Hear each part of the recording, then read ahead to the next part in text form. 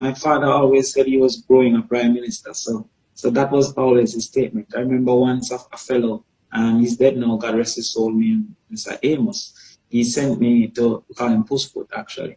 So, you know, in the inner city, most people have a name, so we call him Pusput. So he sent me to buy a cigarette, and my father, having found out that he sent me to buy a cigarette, he was very, very angry, and he said to the guy, Mr. Amos, "Oh, if you send my people to buy a cigarette, you know, it's a prime minister may go." So I was always groomed by my father. If we even singing a song, he would have been upset if you're singing the chorus. He felt that you should sing the lead.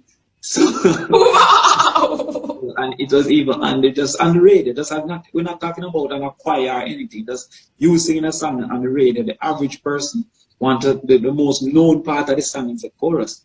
He felt that you should be singing the part where Whitney Houston is intervening in the chorus with some screams and things like that, right? So yeah, so I was kind of groomed that way.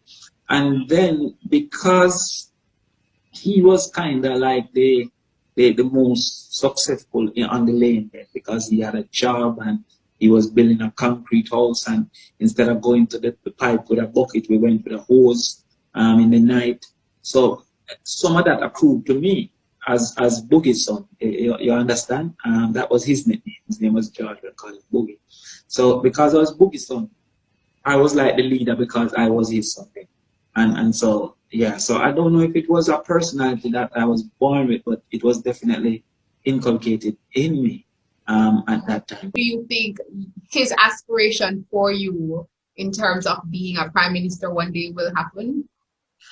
Well, I'm not sure. I hope so. But I come to accept that he really just wanted to be prime minister like a leader.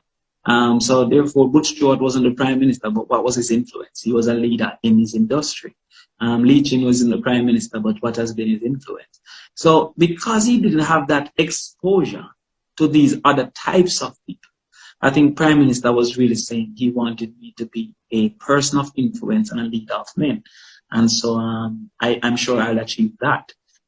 It is up to the public if I'll achieve the position of prime minister. But I'm sure I'll achieve what I believe he wanted, which was a leader of opinions and of men.